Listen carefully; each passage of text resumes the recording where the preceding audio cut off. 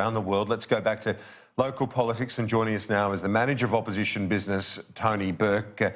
Tony Burke, thanks very much for your time. Given the events of this week and the government feels like it's got on the front foot in relation to the boats, were you ready for an election to be called if Scott Morrison did that?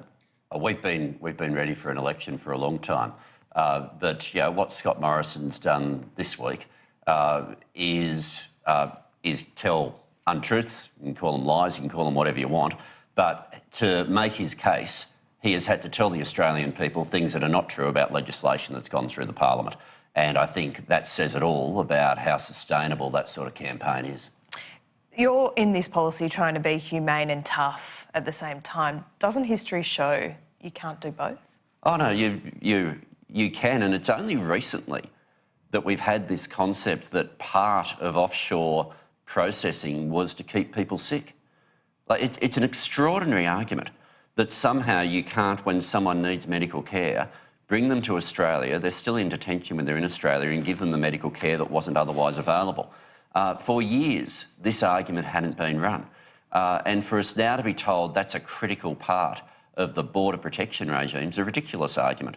The reality is, if people were to try to get on boats, there is still a bipartisan policy that those boats will be turned around. And I haven't heard the government say that they are wanting to shift from that. If they are, that would be extraordinary. I guess in a political sense, though, the question is, why would you allow this story, this issue, to be front of the political frame debate now, 3 months out?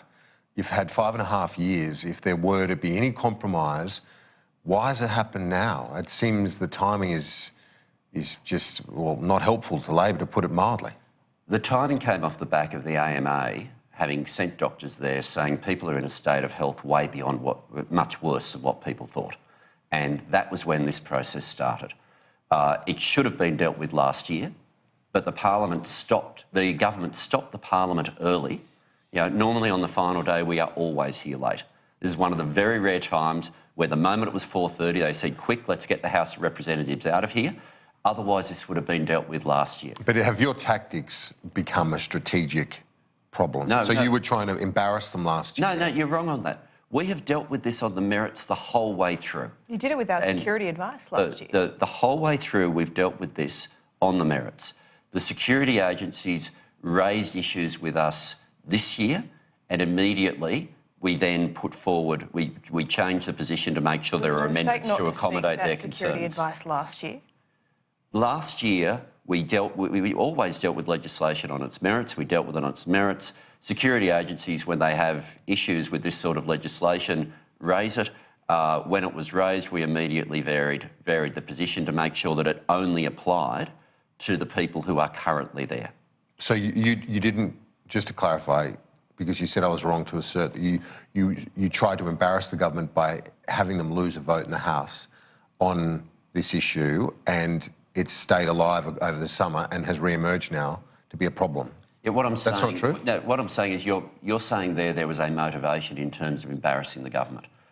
If that were the case, then as soon as we'd won that vote, I would have moved a vote of no confidence in the government. I didn't. And that was very deliberate, because what we are doing here is dealing with an issue on its merits.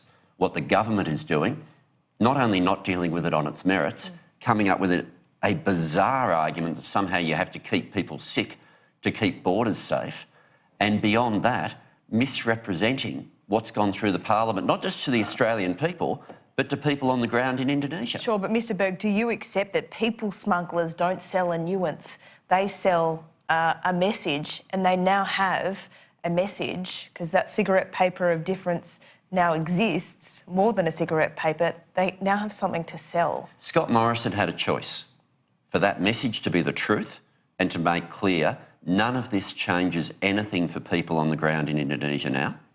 None of it changes anything for them, or to create an impression that there was a shift. He, in a deeply irresponsible way, decided to create an impression that there was a shift. Now, people can make their own arguments here about who is actually playing politics, but I think it reflects really badly to have a Prime Minister of Australia putting out messages that he knows are untrue, that are deliberately engaged to try to make people think there might be a reason to get on a boat. Because so much of this, and as a former minister, you know this, it does depend on sentiment, doesn't it? That's how these criminals start to generate their marketing and so on. It's not one particular issue or another. It's the sentiment that they can get into Australia, isn't it? They will lie to people as well. There's no doubt about that. But when they've got the authority of this is what the Prime Minister said, that is problematic. I'm not pretending that's not. But what happens if someone does get on a boat? They're intercepted and turned back. That's what still happens. And I haven't heard the government say they intend to change that. I haven't heard the government say that somehow they don't support the turnbacks policy. We still do, and it should still be implemented. And that should be the end of the matter. Mr. Burke, thanks. Good to be Talk back. to you soon.